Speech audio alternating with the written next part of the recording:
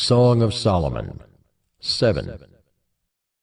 How beautiful are your feet in sandals, O noble daughter! Your rounded thighs are like jewels, the work of a master hand. Your navel is a rounded bowl that never lacks mixed wine. Your belly is a heap of wheat encircled with lilies.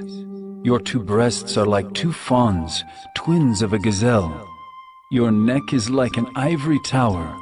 Your eyes are pools in Heshbon, by the gate of Beth-rabbim.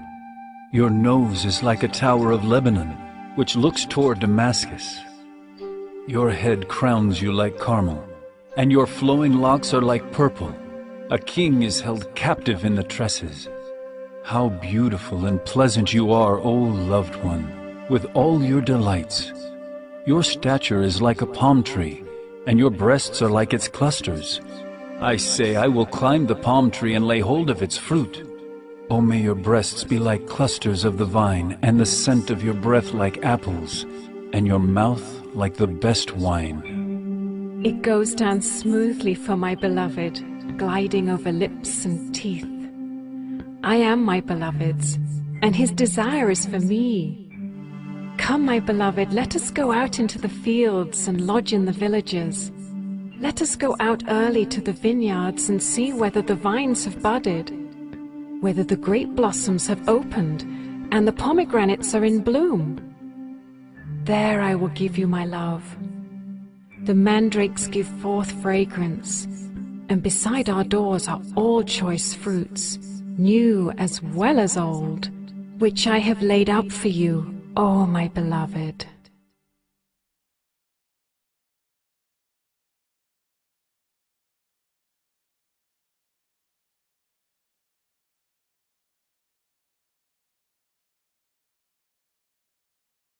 Song of Solomon 8. Oh, that you were like a brother to me who nursed at my mother's breasts. If I found you outside, I would kiss you and none would despise me. I would lead you and bring you into the house of my mother, she who used to teach me. I would give you spiced wine to drink, the juice of my pomegranate. His left hand is under my head and his right hand embraces me. I adjure you, O daughters of Jerusalem, that you not stir up or awaken love until it pleases. Who is that coming up from the wilderness, leaning on her beloved? Under the apple tree I awakened you. There your mother was in labor with you. There she who bore you was in labor. Set me as a seal upon your heart, as a seal upon your arm. For love is strong as death. Jealousy is fierce as the grave. Its flashes are flashes of fire, the very flame of the Lord. Many waters cannot quench love, neither can floods drown it. If a man offered for love all the wealth of his house, he would be utterly despised. We have a little sister, and she has no breasts. What shall we do for our sister on the day when she is spoken for? If she is a wall, we will build on her a battlement of silver. But if she is a door, we will enclose her with boards of cedar. I was a wall, and my breasts were like towers. Then I was in his eyes as one who finds peace. Solomon had a vineyard at Baal-Hamon. He let out the vineyard to keepers. Each one was to bring for its fruit 1,000 pieces of silver. My vineyard, my very own, is before me. You, O Solomon, may have the 1,000, and the keepers of the fruit 200. O you who dwell in the gardens, with companions listening for your voice, let me hear it. Make haste, my beloved, and be like a gazelle or a young stag on the mountains of spices. 2 Corinthians 8.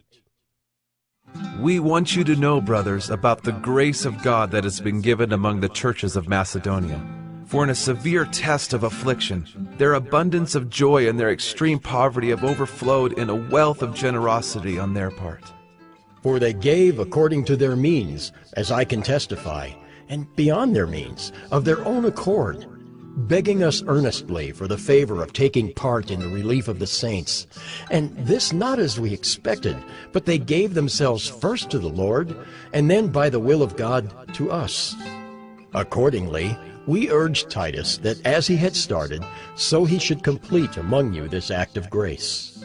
But as you excel in everything, in faith, in speech, in knowledge, in all earnestness, and in our love for you, see that you excel in this act of grace also. I say this not as a command, but to prove by the earnestness of others that your love also is genuine. For you know the grace of our Lord Jesus Christ, that though he was rich, yet for your sake he became poor, so that you by his poverty might become rich. And in this matter I give my judgment. This benefits you, who a year ago started not only to do this work, but also to desire to do it. So now, finish doing it as well, so that your readiness in desiring it may be matched by your completing it out of what you have. For if the readiness is there, it is acceptable according to what a person has, not according to what he does not have. For I do not mean that others should be eased and you burdened, but that as a matter of fairness, your abundance at the present time should supply their need, so that their abundance may supply your need, that there may be fairness. As it is written, whoever gathered much had nothing left over, and whoever gathered little had no lack.